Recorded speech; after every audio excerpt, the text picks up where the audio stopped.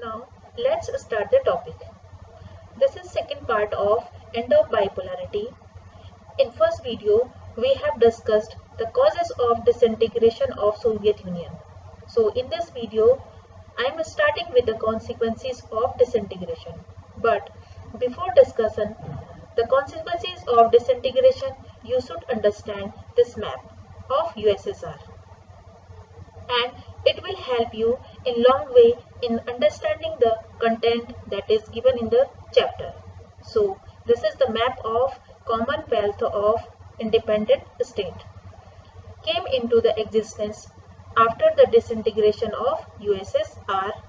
This map shows actually all 15 republics of which the USSR was comprised of. So you can see all the 15 republics in this map. The biggest one of these republic was Russia.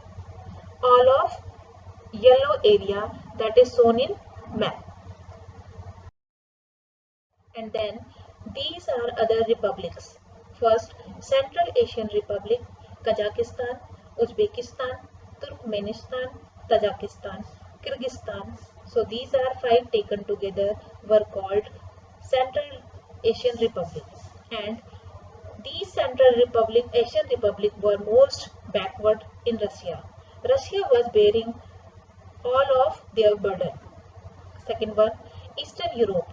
Under Eastern Europe, you can see the Republic of Armenia, Moldavia, Azerbaijan. Now you have third one, European Republic, Ukraine, Belarus, Moldavia, and next Baltic Republic. So which were the Baltic republics? 3 names you can see here, that is Latvia, Lithuania, Estonia. These 3 were called Baltic Republic. Now question is, why these were called Baltic Republic? Because they were next to the Baltic Sea. All of these together you have count, they will 15. So Russia comprised of the 15 republics. Now we move to the consequences of disintegration. Disintegration of Soviet Union, the first thing that it brought about the end of Cold War. See, one camp is already going down. Obviously, there remain only one camp. Now with the USSR going down, it was confirmed that the capitalist system or ideology is better than the socialist ideology. Then another feature of Cold War is arms race. They were engaged all the time in accumulating this. This arms race is also involved in the nuclear race. All that come to the end of with the end of Cold War. Then power relation in the World War change, emergence of the unipolar world.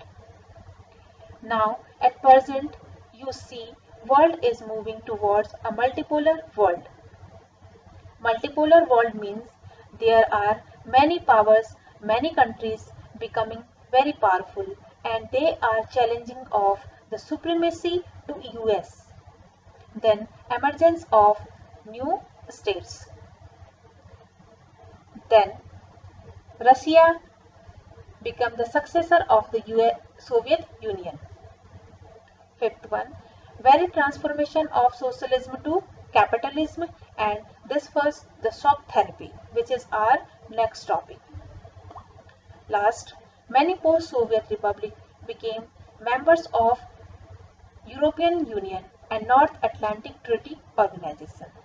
So these are the consequences of disintegration. Next is shock therapy. Here is the definition of shock therapy: the model of transformation from an authoritarian socialist system to democratic capitalist system in Russia, Central Asia and Eastern Europe that was influenced by the World Bank and IMF came to be known as shock therapy.